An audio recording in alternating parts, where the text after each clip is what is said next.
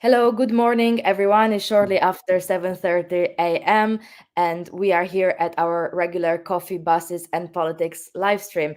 Today is a special edition, not necessarily on the different bus routes and how long we waited for the buses, but on national highways and highways matters. There are a lot of questions coming up about highways, and of course, the first question that we ask as councillors is who is responsible for this, and we try to help residents navigate whether it's a national highways issue, whether it's a county council issue, or indeed on some of the roads in and the footpaths in my ward, whether it's actually like a district level, if it's managed by estates and so on, like part of the district council. So I'm Alex. Stephen is here with me as usual. David will be joining a little bit later as well. But we have a special guest this morning, Paul from National Highways. So I will hand over to Paul to introduce himself and tell a bit more about his role at National Highways and the kind of topics he wants to speak about today. And of course, we invite questions as always. So if you're watching this morning, please do add your questions, whether you're on Facebook, on Twitter, on YouTube, on all the platforms. Do add your questions because we will be, as usual, taking live questions at the end. Okay. Hello, David. I'll hand over to Paul now to introduce himself and then we can start the debate. So, Paul, over to you. What's your role? What does it entail? And tell us more about National Highways. Good morning. Good morning on a Friday morning. Look at that, without any coffee. So shame for me. I'm Paul Salmon. I'm one of the project managers on the A428 Black Cat to Caxton Gibbet improvement scheme. So I'm embedded in the project on the National Highway side, working very closely with Skanska, who are our delivery partner. So they'll be building the project as they did the A14. So I'm part of a really large project team. I also have the remit for stakeholder and customers. So I have the pleasure of dealing with Stephen regularly, which is always a joy. So that's part of what I do. But what I try to do is work with our stakeholders, politicians, and all those people around the project to keep them updated and ensure people know what's going on. So if you want me to just give a brief update and synopsis of what's going on, is that what you'd like me to do? Yeah. Before you start that, Paul, let me just say that you really do an excellent job. I'm one of your biggest cheerleaders. There's always, I think some of the communications on the A14 project weren't as good as they could have been, and National Highways is always saying they're going to learn from A14, but I've been involved with A428 since the start through you. And you've been very generous in giving your time to come out and talk to town councils and parish councils. And it's always really appreciated. So I think you've done a fantastic job and you are very approachable and very responsive. So, just picking you up a bit in the morning. Yes, I appreciate that. And I am glad of that because, I've been here just over 2 years and previously 15 years in local authority. So I think what we have tried to do is bring in some of my experience of understanding local authority issues, which I know you'll go on to talk to a little bit about this morning. Yeah. But also we are learning. It's not we're finished learning. We are learning all the time from not just the A14, but right across National Highways as a business. And that includes us in major projects because we are slightly to one side because we are delivering these, grand scale projects, tier 1 projects, which are delivered through the government and through the Treasury and Department for Transport. We are that mechanism to deliver that. But you also have a huge operational team that are out there all the time, looking after the network, doing their best to maintain it with, straining resource, straining budget. It's a massive effort, and we work really hard together. We work hard together with yourselves, the county council, everyone involved to try and keep learning, because if we don't, then we're going to be behind. And that's not what we want to do. We want to be industry leading. We've got people like Skanska who are industry leading. They win multiple awards for their technology and their skill around things like measuring carbon. Every time we add or take away a cubic meter of concrete, we measure the carbon. There's all sorts of things like that are award-winning skills within the project. So it's good to know that we are reaching some people. We know we always need to do better and we try harder. We are looking at more intelligent ways of doing this, storytelling, YouTube videos, narration of animation of what people will expect when there's a shift in the traffic switches, for example. We want to get to hard to reach a demographic, which we try to do when we go out and do the visits through parish magazines. We've got a lot of support through the parishes, so I appreciate that.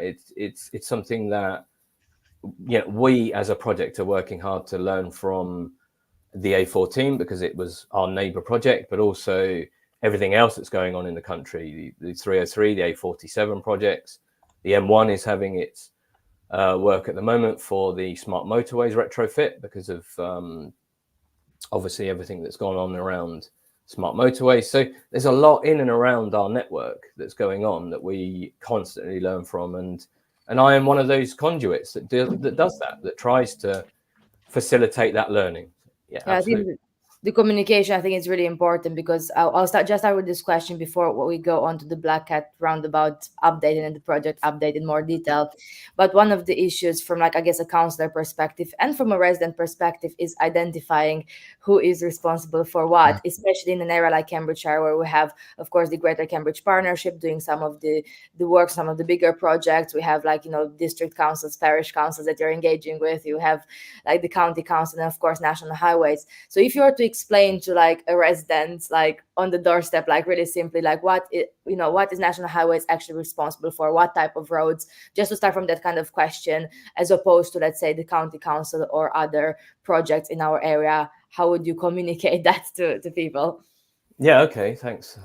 Tricky one. So we're responsible for what's called the strategic road network and the major road network. So they are the motorways and the trunk roads. So the trunk roads are the A roads. Not all A roads are ours. Some of them are local authority roads. But those strategic routes, so currently the A428 is a strategic route on the east to west corridor, which links Milton Keynes and Felixstowe. And that is partly why we're doing this project, because it's a single lane carriageway left on that east to west corridor. And it's the only piece of single lane carriageway that we have left on that east to west corridor. So that's why we are now in the process of upgrading that, and we have the funding to do that. So your motorways, M1, M11, the A1 and the A1M, right from London up through to Scotland, the M25, M4, those major routes that link the country. So when you come out of your house, you're going to be on a local authority road, unless you live bang on the A1, for example. Some people do in and around our corridor on the A1 in Sandy, for example. But the majority of people, where I live in Bedford, you'll come onto the local authority road. Then I join the A421 and the A1 to go to work. So I join then the National Highways network. So they're the strategic routes that get people around the country that are the arteries, the arterial routes. That's the A road that link into the local authority roads. So that's it in a nutshell. It's difficult to really hone in. We do have a nice map on our website, so people can Google that. You can see those arteries that go around the country, and the M25 as the sort of centerpiece in and around London.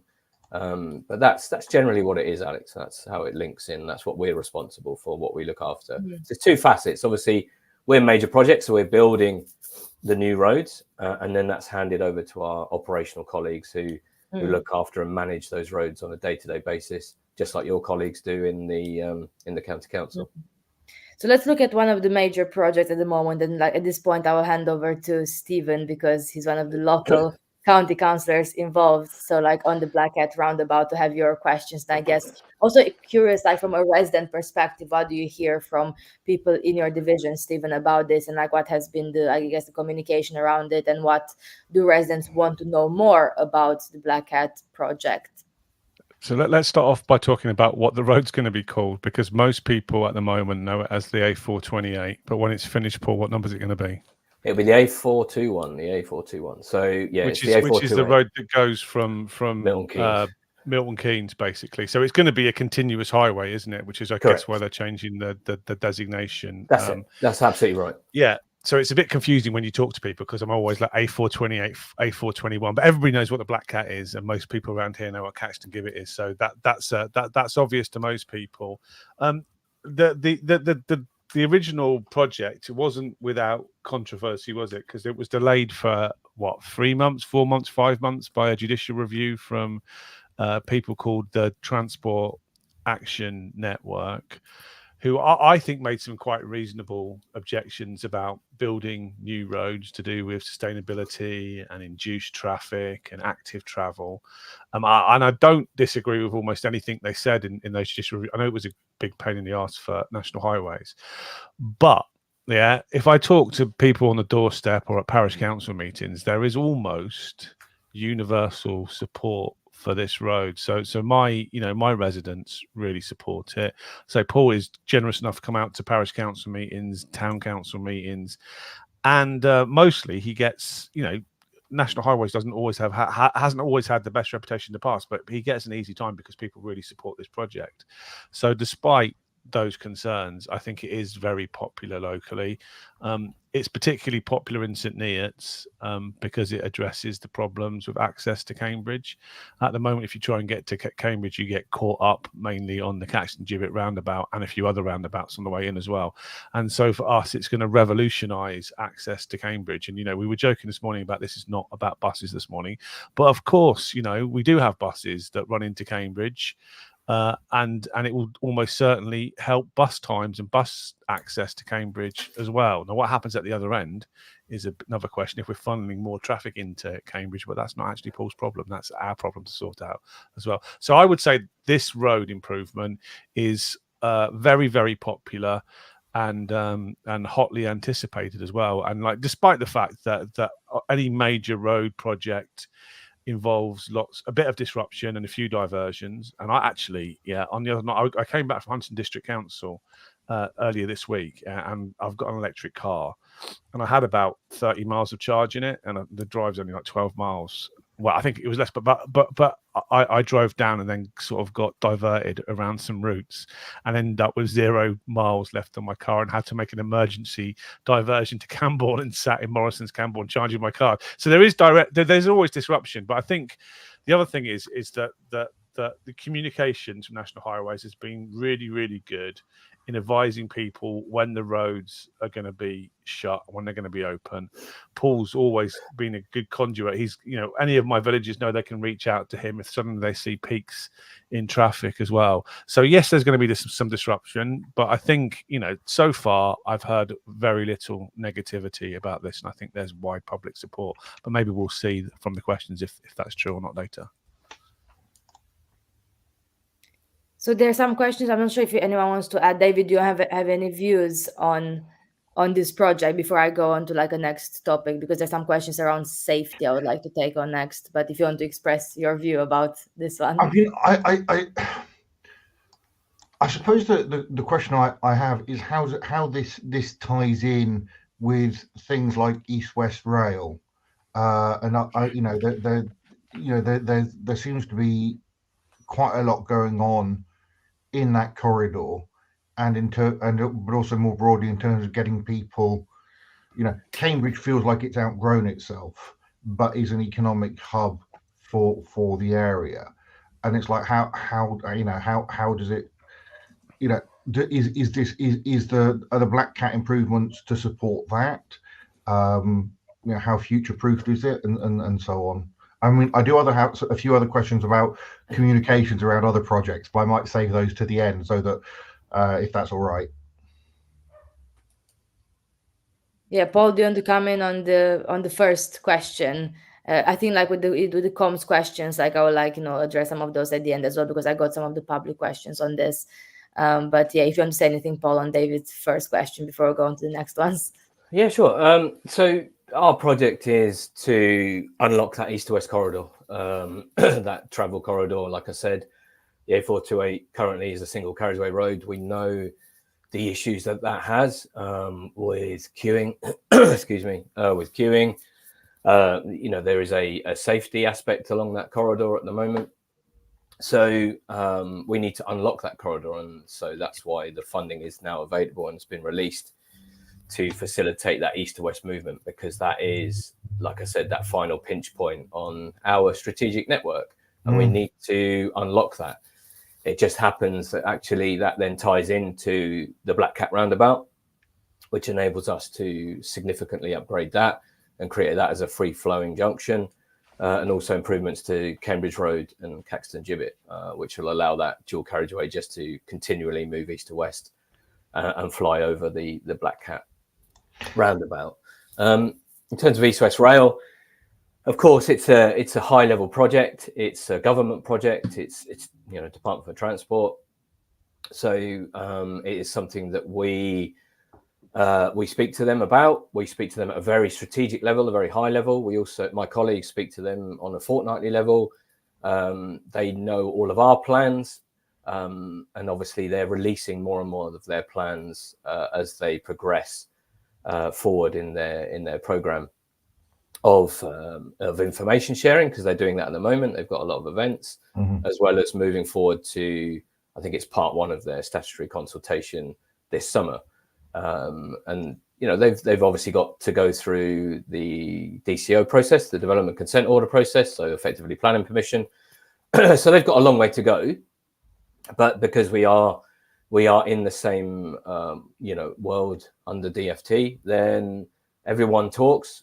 They've known our plans for a long time. We're on the ground. We started in earnest December, January, so we are underway. So yeah, our project will probably be built and will be away before potentially they get the go-ahead. We know we'll have a general election this year, and we don't know whether that will obviously change people's sort of concept and ideas and funding around those sort of projects. We'll have to see what that brings.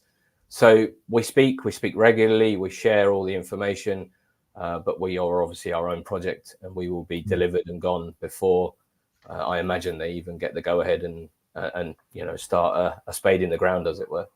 And that's a big comment. There's very little you can do. Sorry, David. There's not little you can do to prepare for them, because they don't even know exactly where their route is so far, do they? I mean, they've given a route, but they've got to go through the whole development consent order process, which might see change their route. You actually saw when you announced your route that they swerved their route to actually match your route. Yeah, but that's nothing to do with you. That's their choices. And in some ways, I think that caused a few compromises in the EWR route, especially for some of my residents.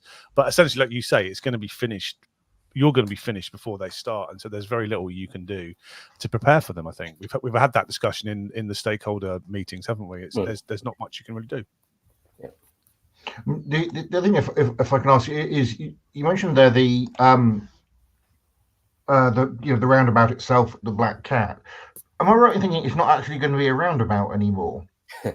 Yeah, it won't really be round. If you imagine a hamburger bun with the hamburger in the middle, that's sort of what it'll look like. So that's probably the best way to describe it. So officially it's called a gyratory because it's moving people around. But yeah, it won't be round. I mean, the current one isn't particularly round either. It sits on a funny angle and it's more of an oval. So it'll be a lot wider. And yeah, the best way to envisage it is imagine a hamburger bun with two hamburgers in the middle as the dual carriageway going over the top. Am I right in thinking that hamburger bun will stop or ease the problems with traffic backing up along the? Yeah, absolutely. So the A421 will fly over the top. The new Black Cat roundabout, let's call it a roundabout for now for ease, will be at the same ground level as the existing one, and then the A1 will be sunk underneath. So that was one of the big things which came out of the consultation, to keep the height of the overall structure as low as possible. So we're sinking the A1 beneath the current level of the Black Cat roundabout, and then we will have purpose-built slip roads and new accesses on and off the Black Cat roundabout. So if you're coming from Milton Keynes or Bedford, for example, and wanted to go A1 northbound, you wouldn't even interact with the roundabout anymore. There'll be a designated slip road that will take you straight up the A1 and you carry on your journey. So there's a lot of streamlining, a lot of work, a lot of clever design and engineering has gone into this. It's a phenomenal piece of engineering. Just the Black Cat itself will take the full length of the project timescale. There's a huge amount of work to streamline that, safety built into it, and trying to keep people away from actually having to interact with other traffic as much as possible, David. Yeah, I'm really looking forward to seeing I know it's like a long time away, but like to seeing the final result of that. I'm going now to take like a range of questions because we have quite a few online questions from like various platforms. So I'm going to take a few like quicker questions on on a mix of different topics. So I'll just show this one from James. This comes from James on Twitter. Hello, James. Will the A1 in Bedfordshire be upgraded to motorway, joining the bits of the A1M in Hertfordshire and Cambridgeshire? Can you answer that one, Paul, or any views on this one? I can try and answer it. I think I know the answer, but yeah, I know this is live, but don't quote me. Yeah, I don't know the answer. I actually do not know. I'm happy to say that, but Paul maybe has more. Yeah, the A1, as far as we are concerned at the moment, and this may change in the future, will remain the A1. As Stephen pointed out earlier, the A421 will be the route number that will carry on the east to west route all the way to the M11.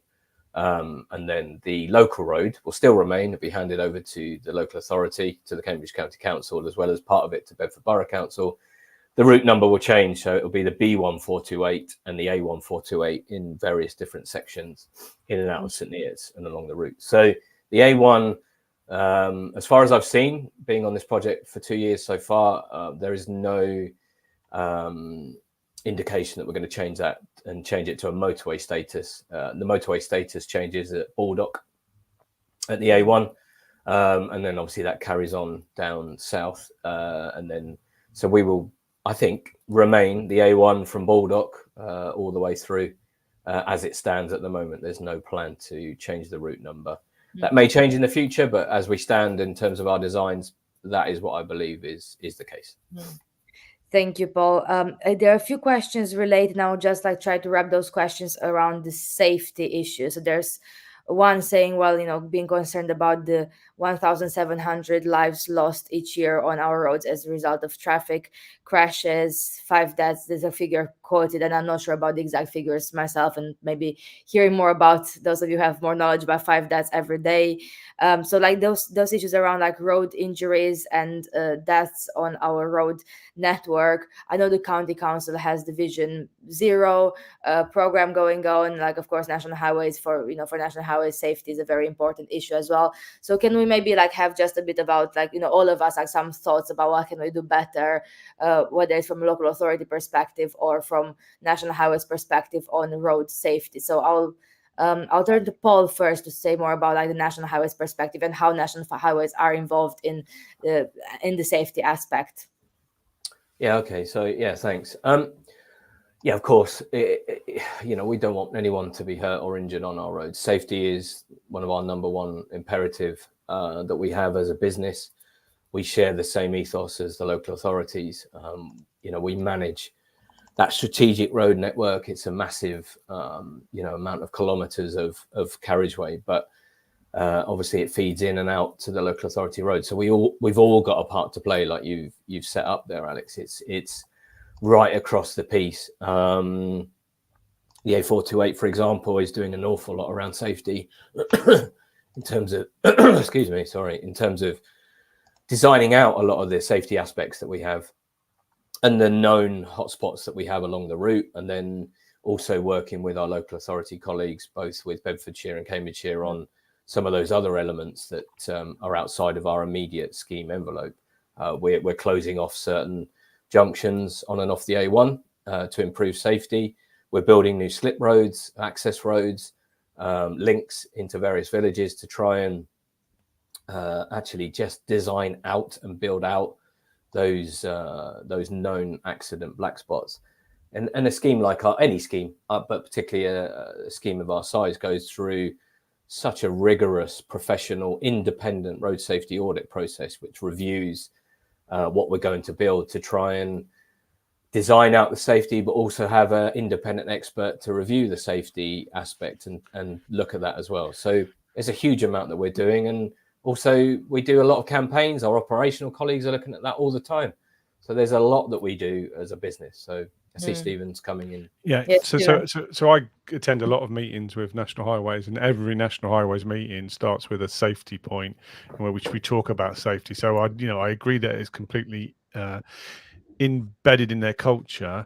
I think it's also worth noting that if you look at fatality statistics for roads, that motorways and big A roads are much, much safer than rural roads. And actually, the bit of road that, I mean, if you live around here, the bit of road we're replacing, the road that's going to be detrunked, the existing A428, is an accident hotspot. There's often around Eltersley, there's a really difficult junction, and people get hurt or even killed on that stretch of road. So I think it's like something like 57% of all fatalities are on rural roads. And so hopefully, I mean, so generally, I know, and accidents on motorways tend to be more spectacular, but they are safer because you've got Armco, and and the driving patterns are much more predictable. But hopefully, the new road will take people off those rural roads and off the rat runs where they're going to have the worst accidents, and keep them in a safer environment as well. So I think it's pretty indisputable that the new road will be safer than the old road, and so I think that's actually a benefit of the A421. Just to say, there are about over 350 people watching live at the moment. So please do keep the comments coming. I will ask in 1 second. I will ask David and then Stephen to pick one of their questions on the screen from the public or from like Facebook and so on. So it's not only me asking the questions, but just on the safety issue, I want to raise one point about the junctions coming off the A14. I think, especially speaking to people like in Huntington myself, this often comes up as a topic. And I have to point out one of them. Actually, I was invited to a meeting in Keystone to speak about the junction 15 on the A14. And as I was driving there, because you can't get there by bus because there's no bus from there apart from the school bus, as I understand. And I had a rented car to actually drive there to get to the meeting. And I actually saw the issue myself, and it was so unpredictable. Like, obviously I was fine because I'm here and so on, but I did attend that meeting, and of course people who are there from like the parish council and some other residents were really concerned about, especially people visiting or not being used to those like very sharp turns of the A14, going to some of the villages around it, that they were like quite concerned about safety.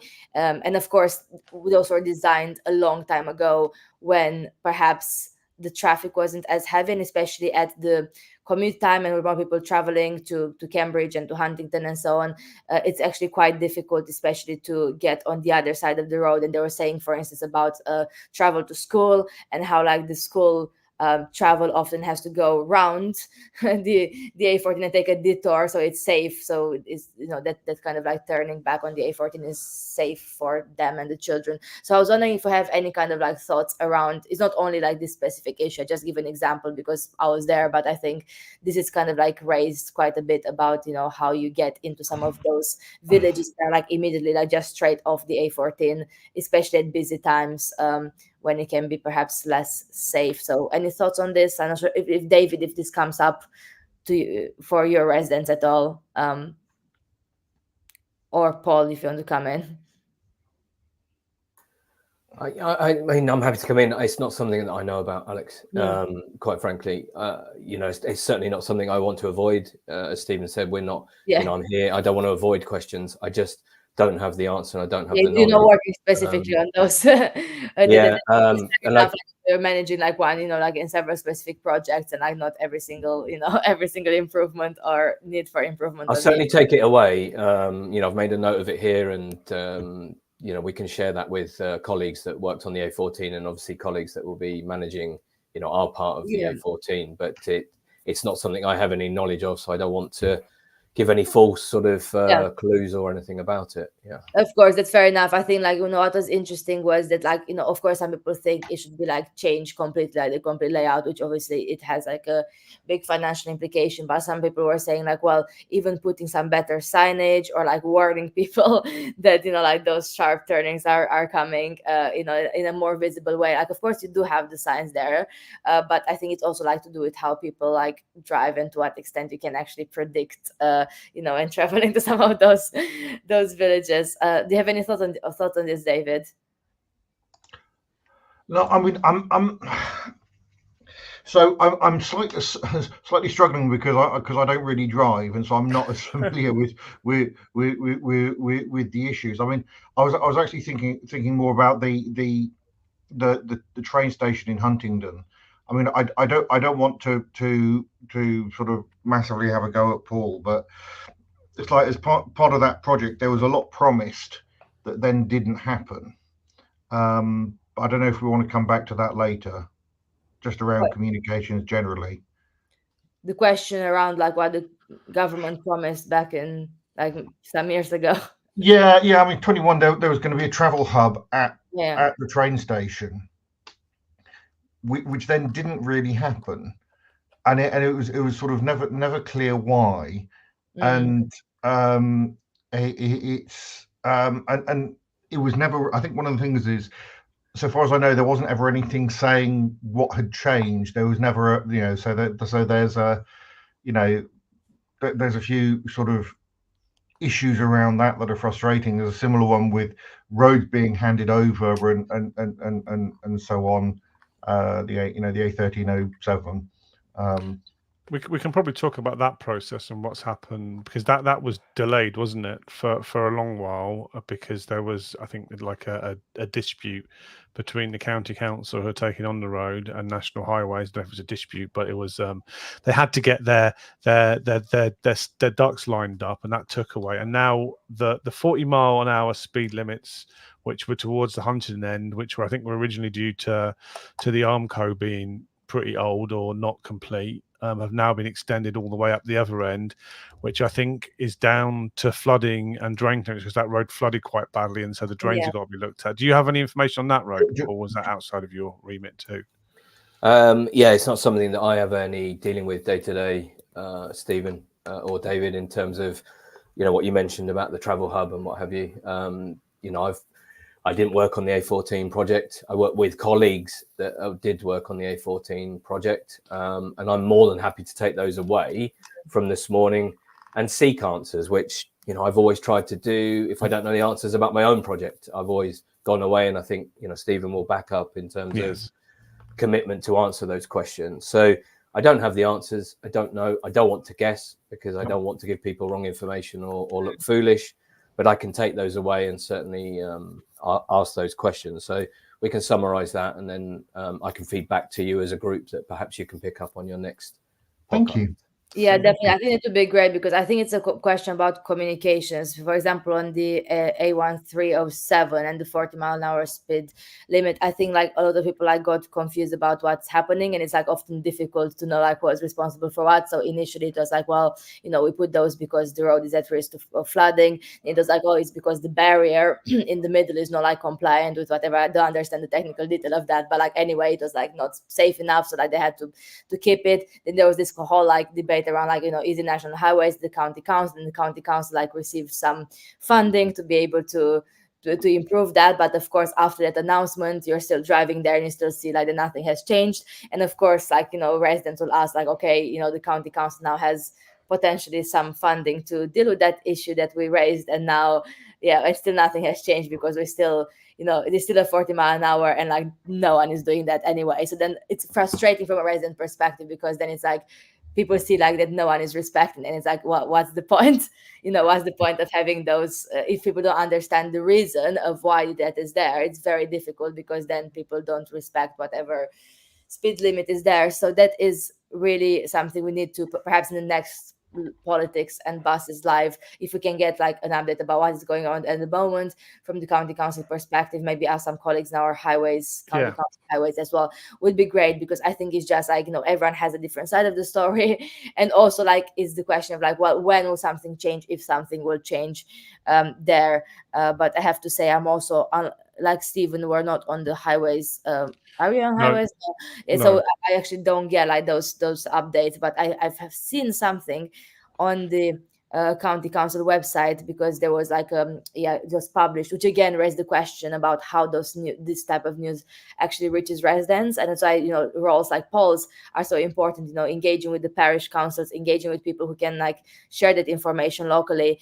There was like a news on the county council website which was called Old A14 handover. So the old A14, including the A1307, so known locally as the A14 between the Huntington side, should be officially handed over from National Highways to the Cambridgeshire County Council. That was like Thursday, 8th of February. So you can see how, you know, we're in May and people are like, okay, what the County Council is doing at the moment, if this news was from Thursday, 8th of February, the transfer process will complete. So from National Highways to County Council, and the County Council will be officially responsible for maintaining this section of the highway. So this includes basically the county. What does it mean? The County Council is responsible to resurface, for street lights, bridges, barriers, traffic lights, drainage, and public rights of way. So that's kind of basically the update, with a quote from Councillor Neil Shaler. So maybe we should bring Neil or Alex Beckett as well, who's the chair of Highways. Would be useful to get their feedback. So maybe that's another episode. I've been criticised for using the word accidents. I'm sure it wasn't Paul, because he's a road safety professional, and I think it's a fair point that their road traffic crashes and accident is when you do something accidentally, but most car crashes are avoidable, which I think I'd agree with, and they're certainly mitigatable, aren't they? So yes, sorry for using the wrong language. All right, David, pick a question. Now it's your turn to pick a question from the list. If you have, it doesn't have to be one from here. There's some on Twitter as well, or like any other questions you want to ask from the public. Yeah, there's one here I'd like to ask. Are there any plans to open any parts of the road earlier, or before the whole project is complete? Yes and no. Sorry, I keep coughing. So yeah, we'll have small little sections where we might link in a new arm of a junction, for example, or Stephen mentioned Elterslie earlier, where we might have a new link over the old A428, where people will see the new construction of what part of the new road layout will be. Mm-hmm. But in terms of actually opening it, because of the complexity of that full 10 miles of dual carriageway, we can't open, the project will be opened as a whole. So some people, as we move forward, so next year, for example, there'll be quite a bit of new strands of the road and connectivity. So where people might leave work on a Friday, they might be on a new part of the road on the Monday. So we'll do a traffic switch over a weekend, for example, full closure, do a switch over a weekend, minimize disruption, and people will be on a new part of the road. So they will see parts of it, but it doesn't mean they will be on, St Neots to Caxton Gibbet, for example, there. No, because the dual carriageway needs to link into all the new junctions. And until the Black Cat and Cambridge Road and Caxton Gibbet are all done, it's just not possible to do that. So yes, there will be little bits, new bits that people will go on, but in terms of, that east to west movement, no. Right. And can I let's say once the project is finished, let's say I'm at the bottom of St Neots somewhere. Am I going to be better off heading down and joining the new road rather than going across on the existing road? So I don't know if that question makes sense. I don't know if I've asked it very well. I think it does. We'll see how I answer it, David, and we'll see whether it made sense or not. So yeah, depending on obviously your location, there's a huge amount of pressure coming away from Milton Keynes and Bedford, joining the A1, getting up to what is known as the Crown Roundabout at Y Boston, going around that roundabout, across the viaduct, past Tesco's. There's a huge amount of pressure that's on there. That movement will no longer need to be there, because you will just carry on the flow over east to west. If you are more local in St Neots, for example, when our dual carriageway is built, it will take a significant amount of traffic. So there's a huge shift in terms of what currently runs along the A428 daily, which is in its tens of thousands. That will shift onto the dual carriageway. So what you could anticipate and expect in terms of the modelling, what we've looked at and what the local authority have looked at is a shift to sort of circa 4,000 vehicles a day rather than the tens of thousands that the A428 carries now. So I think what that does is it gives people more opportunity and more option. The local road will remain, of course it will, so people can use that as they've always done. That connectivity will be there. But it might well be that actually it is far more user-friendly for yourself, depending on where you live, to come down and join the new dual carriageway. You can join it at Cambridge Road, so you could come out of St Neots on the east, and you can join at Cambridge Road, or you could go to the Black Cat, depending on where you want to go, because you'll have 2 lanes, free-flowing traffic, all in the same direction to right through, well, go all the way to Felixstowe if you fancy. So I just think it gives all the strategic routing, the lorries, all those people that are in places that perhaps they shouldn't be, and the pressure that's on the single carriageway, it takes them onto a strategic dual carriageway, purpose-built. But it enables people who are local, residents, whatever you want to do, to use the local road as well and continue on a journey that perhaps you've always done. And I think it will take a little bit of time, in all honesty. Once we're built, there'll be a lot of habitual behaviour because people are used to going a certain route. And I think it will take a little bit of time for people to change, trust, understand that actually the dual carriageway is far easier to use, safer.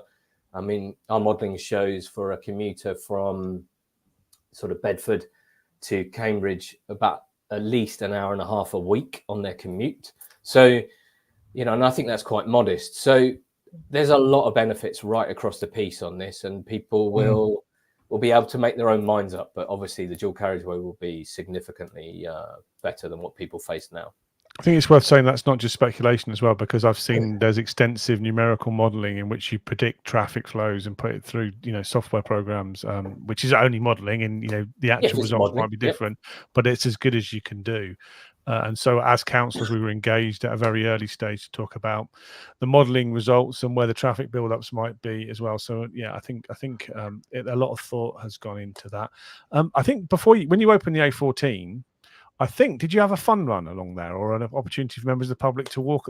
Going back to that question of will it be open? Will there be an opportunity one day ever in which people will be able to run and walk along the A428? Well, you might not be able to answer that. Watch this space. Yeah, but I'm sure I'm not the first one to plant that seed. But as an organizer of the local park run, there's the seed is planted.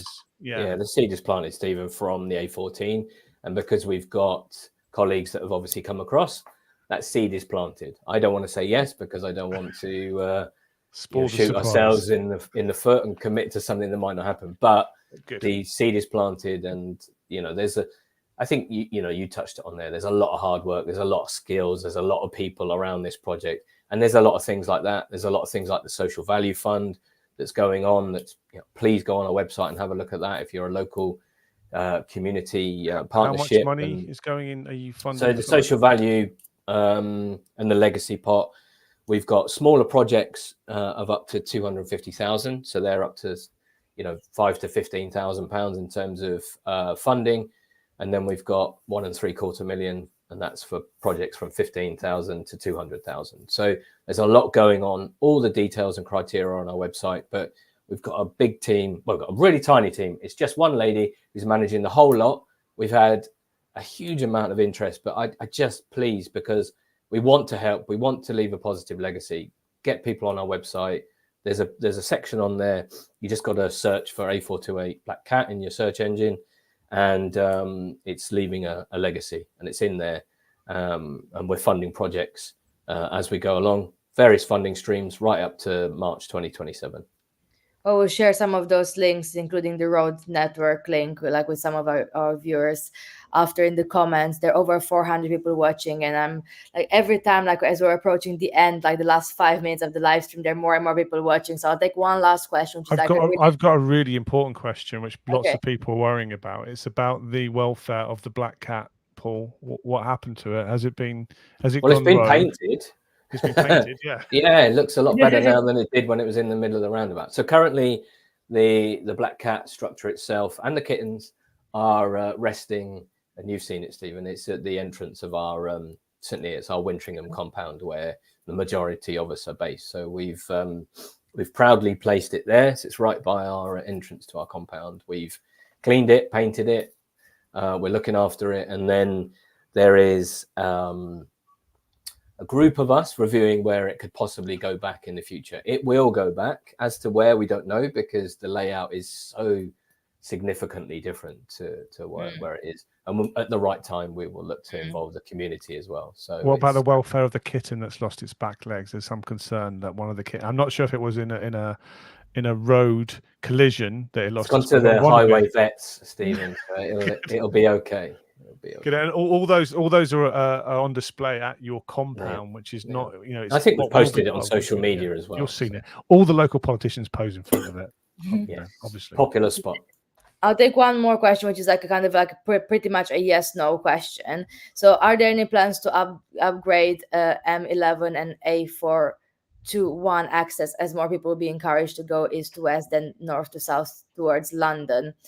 Do you know anything about this, or there's something that we should take and maybe have a response in the next one? Yeah, it's not something that I immediately know the answer to. I mean, we have our next, so from 2025, we have our next road investment strategy period. We don't know what funding we're going to get in that period from government. So we don't know what projects we could potentially look at. So there could be all sorts of projects looking at those sort of links and interconnectivity. I don't know the answer, but I think when we get closer to the end of this year, people will start to see what projects National Highways will be looking at for our next investment strategy period, which is 2025 to 2030. So keep an eye out for that. That will be published on our National Highways website, not on necessarily the project website, but us as a business as a whole. So keep looking out for that. But I don't have any specifics on that at the moment. Okay, I mean, it's something we can discuss at the time. It would be like an interesting live stream to look at the different projects that were funded. So finally, and I really do need to go to work. Stephen, I know you're very keen to tell, so I'll only ask you today. I'll only ask you to tell me about the bus of the week. Because if you go around and everyone says we'll be here for another like half an hour commenting about I took several buses in Zurich this week. Okay. All of which are electric. They've got catenaries all over the road. And the guy I was interviewing for work said basically that public transportation is an issue of national pride in Switzerland, and all the bus timetables, all the rail timetables, and all the tram timetables are lined up to the extent that we had to go out of Zurich to do some filming on the side of a mountain, and he insisted that the only way that Zurich people would travel was on the bus. And so we did a business meeting on the bus, which I thought was that whole national pride thing is really important, isn't it? And I think we don't have any pride in our public transport at all. I think we probably have more pride in our highways, actually, with the A14 and the A428. So that's a situation that we need to kind of resolve and move forward. I agree. Like, well, I do like the busway. Like my favorite route of the week still remains busway A, not B, because A is like much quicker from St. Ives to Cambridge. David, very quickly, bus of the week. Oh, bus of the week this week is actually going to be the X3. It did actually get me to a hospital appointment on time, which was nice. Yeah, that's a good one. Paul, any favorite bus in Bedford? Well, it's what my son uses to get from Sandy to Bedford when he finishes GCSEs this week. So I think it's the number 73 from Sandy to Bedford. And then he walks from the town back home. So that I have to say, big up to that bus, because it's getting him away from his GCSEs and back home to carry on his revision. So yeah, there you go. Oh, good luck to him. That's great. Yeah. Thank you. Buses that make you access easier like study, work, but also leisure activities as well. So on that positive note, and on the positive questions that Stephen asked at the end about the welfare of the black cat, I will end this live stream today. Like, we have over 450 people watching at the moment. So thank you so much to everyone for your questions, your comments. There are a lot of other highways questions. So if you are listening to this perhaps later, or like you're still thinking about some questions, please do let us know in the comments, and we'll collect and give some more responses or updates later on as well, like in the next if you want to meet Paul, he's often at the St. Neots Farmers Market on a Saturday morning. Those are all advertised. There's lots of public engagement. That's why I've got a cold, because it was raining and windy. I think you caught it from me when I hugged you last week. I think that was part of it. And Paul, will you come back sometime before the road is opened? When is the road opening? Quickly. 3 years. from now. So What spring date? 2027. What day spring, exactly? Spring. Spring's If a our long, live stream still survives until period. then, like 3 So, years. so Of you're course we'll saying come back. it's going to be opening on the 27th of March at exactly 11:37. Yes. Yeah, we'll hold you to account I'll have on that. And I think it's more of a question for us if we are making it through 3 years of putting the alarm at so early on a Friday morning. If we can do 3 years of 7:30 a.m. live stream, like I think that would be a more difficult task than National Highways finishing the Black Hat project. But on that note, thank you everyone. Put the comments, your comments and your suggestions for like the next week as well. We'll be back with this live stream next Friday, perhaps with other surprise guests. Stephen, do you have anything planned?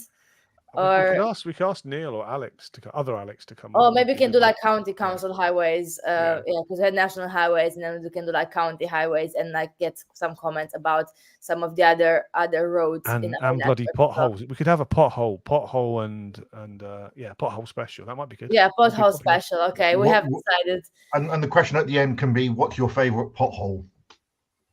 Yes, definitely. I mean, it's a very competitive list on that one, I have to say. Okay, thank you everyone. Have a good rest of the day and weekend. Thank you everyone for watching, and we'll see you next week to do the pothole special with Councillor Neil Shaler or Councillor Alex Beckett or whoever wants to come onto the live stream, especially if the title is as such. But we'll have to see. Thank you everyone. Thank you guys. Thank you, Paul. Thanks. All right.